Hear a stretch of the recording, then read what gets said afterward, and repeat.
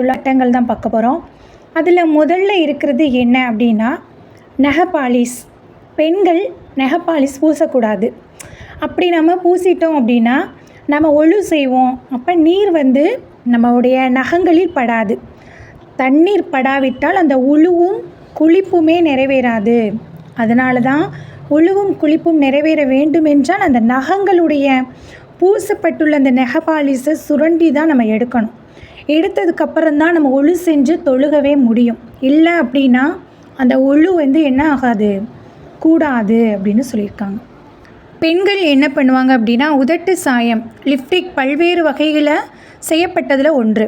அப்போது அதை நம்ம பூசியிருந்தோம் அப்படின்னா நம்ம ஒழு செய்யும் போது இல்லைன்னா குளிக்கும்போது எப்போவுமே அதை நீக்கிட்டு தான் நம்ம குளிக்கணும். அப்படி நம்ம நீக்காமல் குளித்தோம் அப்படின்னா உழுவும் குளிப்புமே அது நிறைவேறாமல் போயிடும் அப்படின்னு சொல்லியிருக்காங்க.